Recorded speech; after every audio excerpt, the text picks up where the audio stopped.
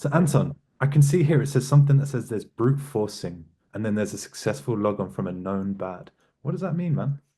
Yeah. This is a pretty interesting example. You could see kind of on the left-hand side, just the sheer kind of force of this brute force, right? Like 3,000 plus failed accounts. So in this case, what we observed is just we loaded up the events, we looked at it, and we saw brute forcing, right, which is normal.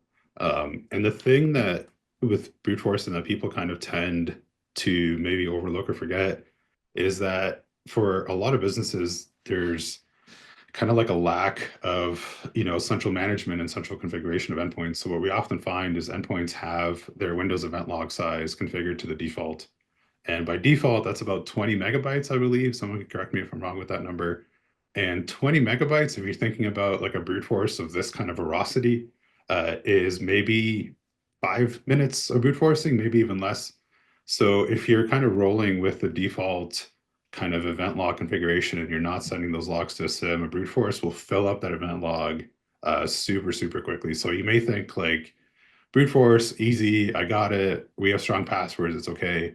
It may not be just the brute force itself that's the issue. It may be that the brute force actually gets in the way of investigating something else that's happening too, because that log is filled up, it rolled over, and it's just noise and brute force.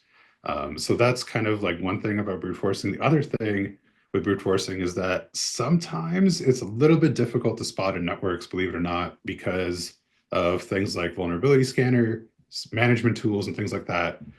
These kind of tools have credentials to your network, right? And ostensibly they're scanning for default creds in the network, right? So we see a lot of cases where an account named scanner or scanning is being brute forced, but is that being brute forced because of the scanning device, right? Or is it being brute forced because that scanning credential was stolen? And we've kind of had that go both ways, right? Sometimes we see that those creds were indeed stolen, which is bad because that vulnerability scanner has access to your whole network, right?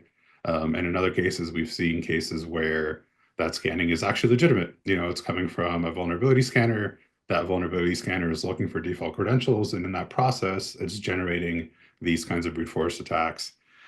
The successful part of it is also interesting, right? That's what you're seeing on the right-hand side of the screen, where you see login failure, login failure, login failure, and then all of a sudden, oh, login successful.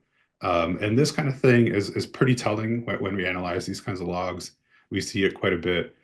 We also see brute forces from accounts like you see on the right-hand side that just don't exist in the network.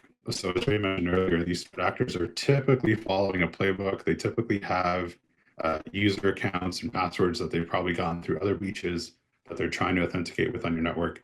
So the difference in the brute force, whether it's a login that doesn't exist or whether it's a login that's failed because of the password error or because of time of day restrictions, all that is just super valuable information to have when you're doing these kinds of investigations, because even though it feels a little bit nitty gritty, there's a big difference between those kinds of events.